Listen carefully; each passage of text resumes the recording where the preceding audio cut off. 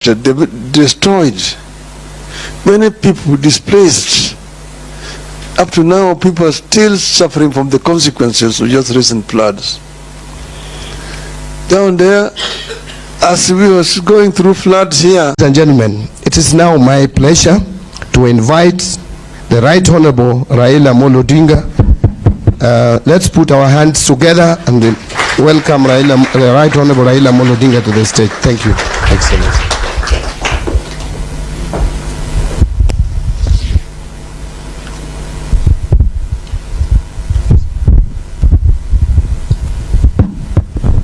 You may be seated.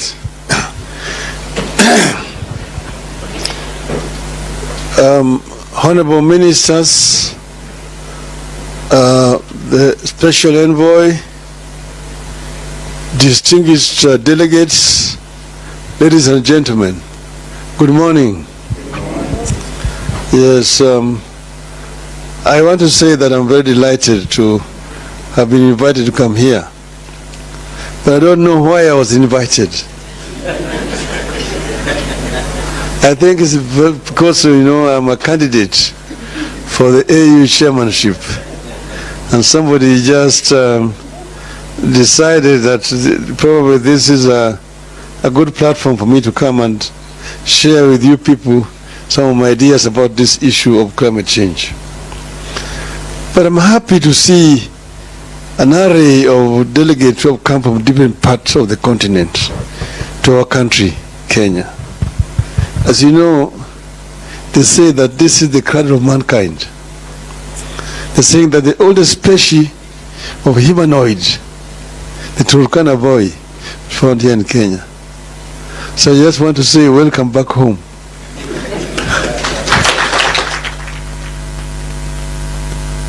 Well, we are talking about climate change, and we just like a stuck gramophone. We go down and round and round because it's the same language we speak year in, year out. But maybe that is a subject for later. For now, I just want to say that it's my pleasure to be part of this great and noble occasion where Africa sits with partners through the platform of African Green Climate Finances, designated National Authorities Network, to discuss climate change and how to respond through accelerated access to climate change, climate finance. We are here to exchange ideas on a common problem, the view to develop a common approach and a common solution.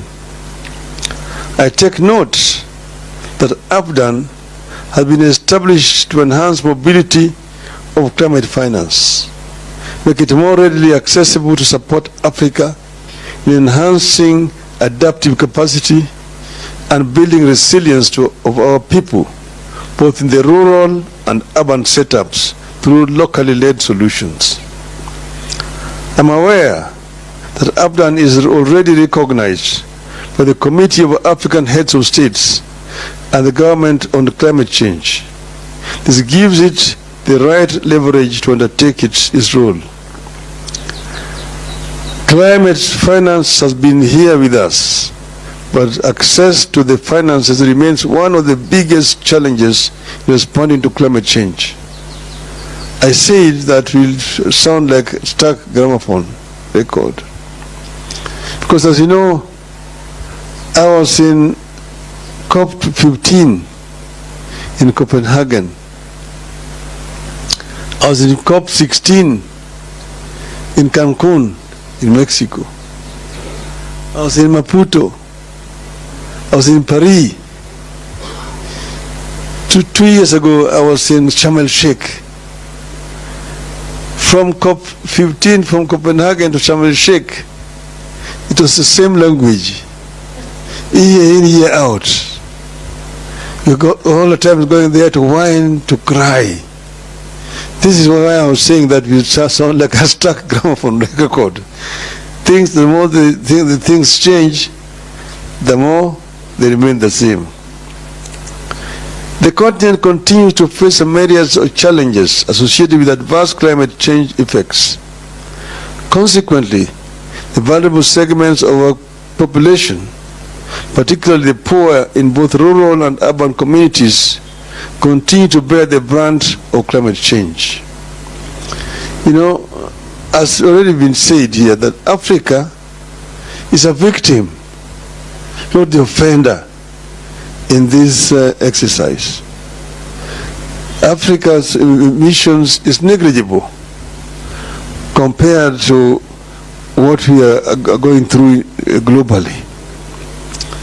Yet you can see that today Africa lives between two twin disasters here: floods and drought. Year in, year out. This year, this country suffered very severe floods. A lot of infrastructure destroyed. Many people displaced. Up to now, people are still suffering from the consequences of just recent floods. Down there, as we were going through floods here, down the south, there was the drought. They are going through a very severe drought in the south. And this happens across all the continent, year in, year out. So we are victims. Yet the offenders themselves keep on using language. They come and use nice language, but that's all it is. The resolutions are passed, they just ignore. So we need to find a way of forcing implementation of resolutions which are passed. Which means that one such fundamental issue is the promise by the rich countries to play their part and help the countries that contribute the least in greenhouse gas emissions into adaptation.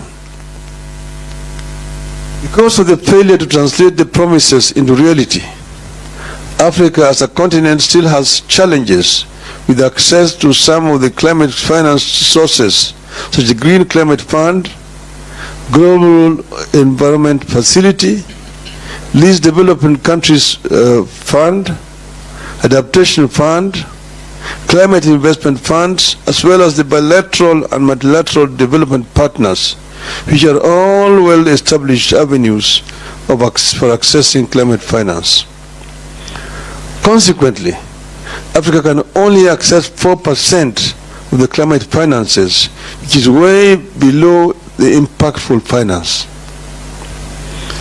With the rapid urbanization of our continent and the development trajectory, Africa has an opportunity to chart its own pathways, which will ensure that African cities adapt to climate challenges. Because Africa is urbanizing fairly rapidly now. But urbanization is a global phenomenon. Even in Europe, urbanized. European society was also fairly rural. Through after the Industrial Revolution, that rural and urban migration started. And it was not forced. It came gradually. But eventually they planned it and they managed to manage their cities well. Here, at independence, new leadership in the continent was completely ignorant of what was going to happen. Immediately after independence in this country, there was rural-urban migration in the 60s. People were coming to the cities. But then the government at that time asked people to go back to land. There was an order by the head of state then that people go back to the land. Rudi mashambani in Swahili. Even songs were coined. Mzee kasema rudi mashambani hakuna kazi. Mzee kasema rudi mashambani hakuna kazi. People went back to the mashamba. They had nothing useful to do. started again gradually coming back into the cities. But because the government believed that the order was going to be obeyed, there was no planning to respond to this rural urban migration. People coming up and started putting up temporary shelters to live in. These shelters eventually grew up, and they were now christened informal settlements, read slums. That is how slums begin to grow in most of our urban areas. Today, as we sit here, over 60% of the population you see on the streets there in Nairobi, those who are not Kenyans, live in slums today. Those who are unplanned settlements, where there are no sanitation, there are no roads, there is no electricity, there is no water. In some of those sanitation habitations, they could say there's no toilets. There's what they call the flying toilet. The flying toilet is somebody goes, relieves himself in a newspaper, and then throws it away. If you are unfortunate to be passing by, the word greets you. So these are some of the things that we need to deal with on the continent. This is how serious the situation is. As we host the 10th special session of the African Ministerial Conference on Environment, that's in Abidjan, the African Urban Forums Addis Ababa, and the World Urban Forum in Cairo, all happening in the last part of this year, we are encouraged to focus our energy and priority on building resilience through key programs, notably financing locally led climate actions and building climate resilience of the urban poor. This will have great potential for both the rural and urban communities. Currently, cities account for about 75% of the world's energy consumption and are responsible for over 70% of the global greenhouse emissions. The way cities are planned, built and managed is key to reducing carbon emissions and keeping global warming within the limits of 1.5 degrees Celsius as set by the Paris Agreement of 2015 on climate change.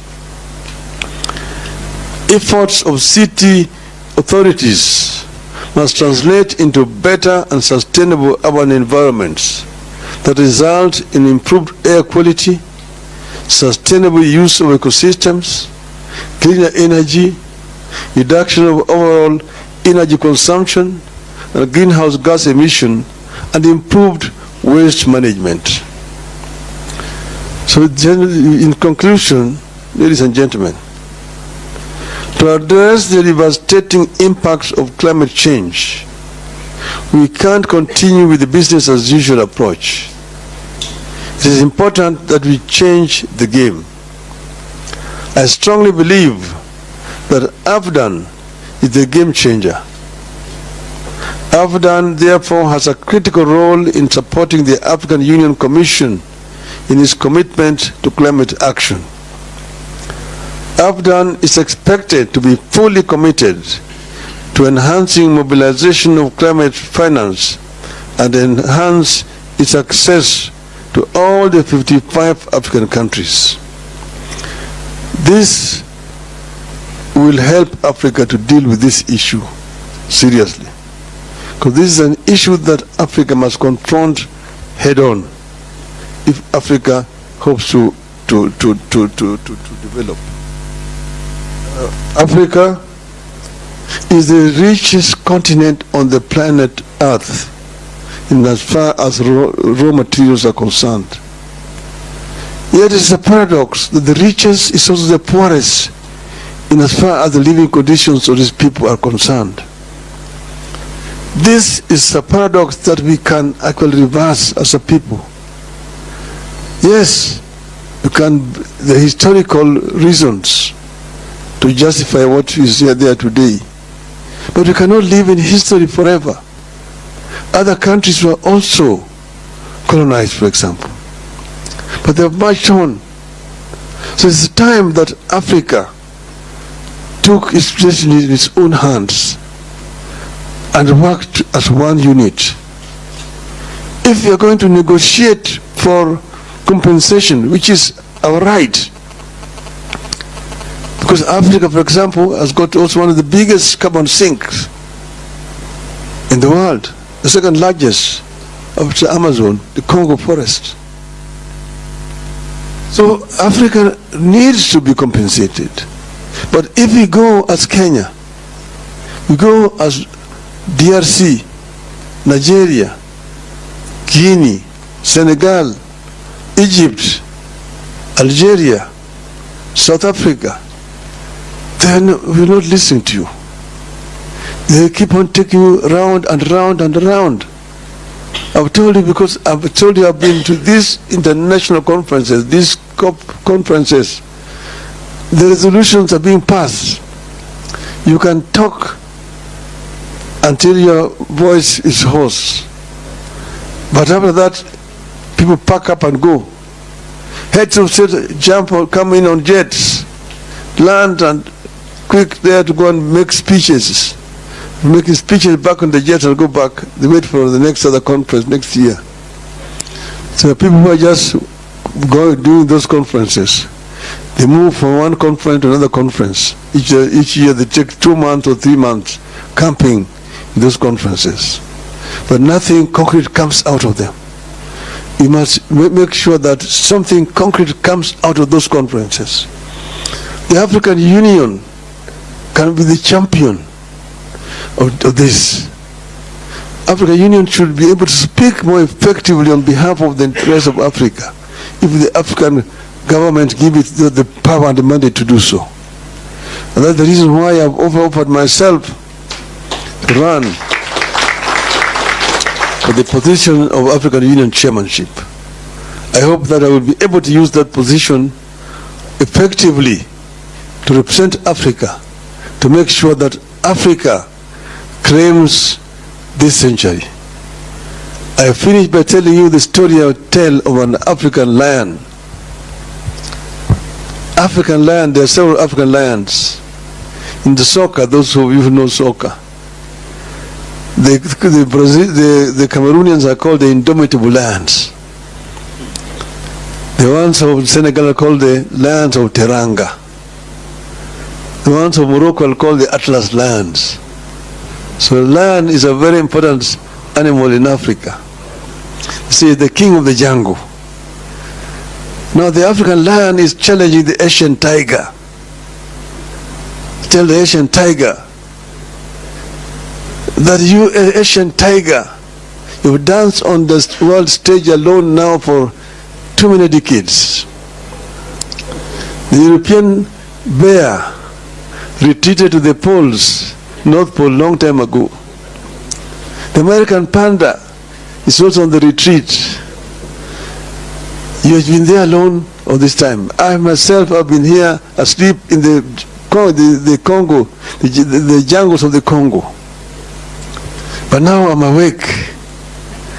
I have the giant Congo forest, the mighty river Congo, the mighty Nile, the Niger, the Zambezi, the Limpopo, surrounded by peaks, the Kilimanjaro and Kenya to the east, the Atlas Mountains to the west. And here I'm sitting on African gold, African diamonds, African bauxite, African iron ore. And I'm going to turn all this, and African oil, I'm going to turn all this wealth, these raw materials into wealth, and claim the 20th century as truly an African century. End of the message of African land. Thank you very much, ladies and gentlemen.